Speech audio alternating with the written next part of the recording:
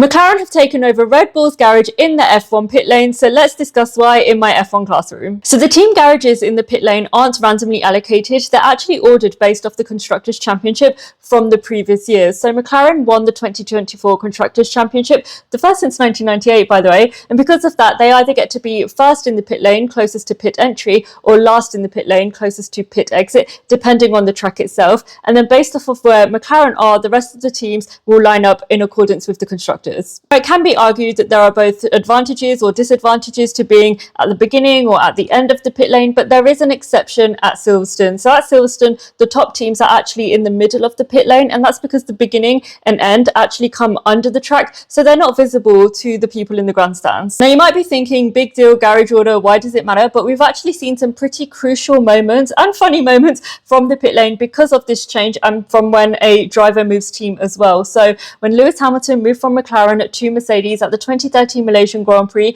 we saw him accidentally go back to his old team. He went to the McLaren pit box instead of the Mercedes one, and it's just muscle memory, isn't it? And then we also saw Jenson Button do the same thing at China 2011. So Braun GP, his team were the Constructors' Champions in 2009, and because of that, in 2010 they were first or last in the pit lane. But then 2010 Red Bull were the Constructors' Championship, so they ended up taking over Braun's space, and because of muscle memory, Jenson Button accidentally went into the Red Bull pit box. And sometimes drivers just make mistakes for no apparent reason. So FP1 Portugal 2021, Sebastian Vettel accidentally stopped at the McLaren pit box instead of Aston Martin, and he himself said, I wondered why nobody was there. And then we also saw Singapore 2024, Franco Colapinto in FP2 go accidentally into the Alpine pit box instead of the Williams one. So the point of this is that garage order is a little bit more interesting and more important than you might think.